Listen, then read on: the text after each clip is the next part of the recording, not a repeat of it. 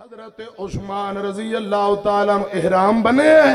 حضرات کچھ لوگ شکار کر کے گوشت پن کے لے آئے حج دے دن میں آندھنے امیر المومنین ہے کھانا کھا لو۔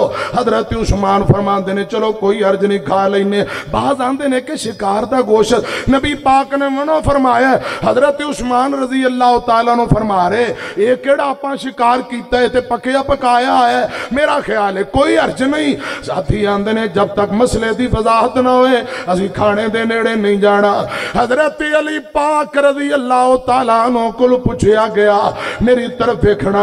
سیدنا علی رضی اللہ تعالیٰ عنہ فرمان دینے اے امیر المومنین میں جگہ دے پیر دے نال موجود سا، امام کائنات احرام دی حالت اندر پکیا پکایا شکار دا گوشت آیا، امام کائنات نے منع کر دیتا، فرمایا خیر حاجی کھا لین، احرام بنن والے نہیں کھا سکتے۔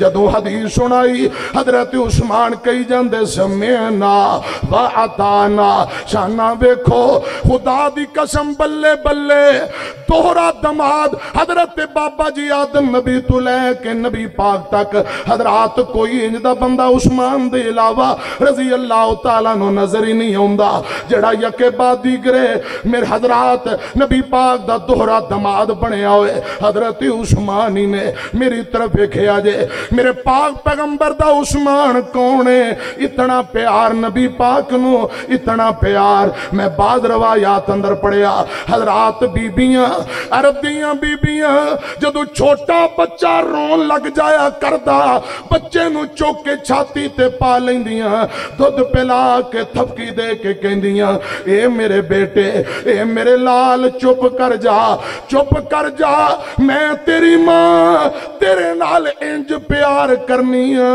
جویں آمینہ دے لال عثمان نال پیار کر دین، عثمان نال پیار کر دے۔ حضرات میری طرف دیکھو میرے پاک پیغمبر علیہ السلام دی بڑی مشہور و معروف سکے بند روایت، حضرت ابو بکر آئے آقا لیٹے رہے، حضرت عمر آئے آقا لیٹے رہے، عثمان آئے رضی اللہ تعالیٰ نو جلدی نال پنڈلی تے کپڑا دے لیا۔